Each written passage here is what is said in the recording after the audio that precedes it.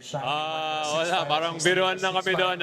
Komportable na sa There were yung mga kuya ko, sila Kuya Mark Baroka, sila Kuya Ian Sanggalang. They were just welcoming me, Kuya Paul Lee.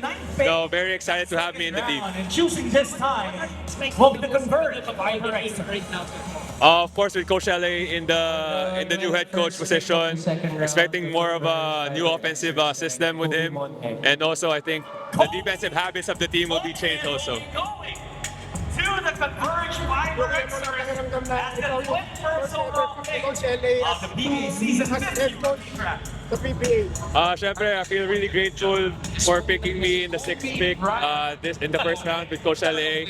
And I think the trust that he puts me in, and susuklihan ko yun with this pick. Manlalaro sa Sana si Peter ang tandaan sa mo, team. So, ibibigay ang lahat.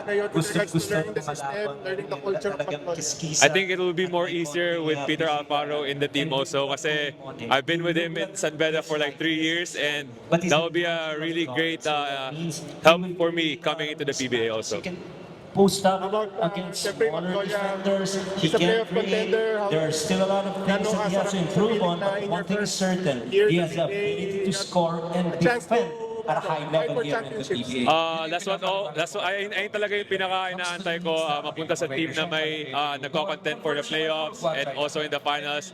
And ayun naman yung isa ko may bring din sa team ng Magnolia with the championship experience sa college. I think that will be a really big help for them also. They push that basketball Ini ano and they lang are kayo getting sa the brother players mo, that yung they may need, the meron ba siya pieces na sinabi before the kinakailangan draft? para magawa yun. Sinabi.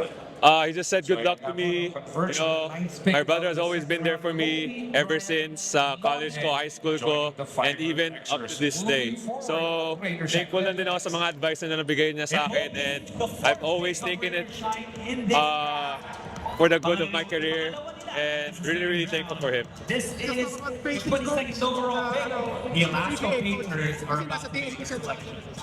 Well, ayun lang, katuwaan lang yun kasi Coach Yuri, you know, I've been with him for like 2 years and playing against him and how he will scout me.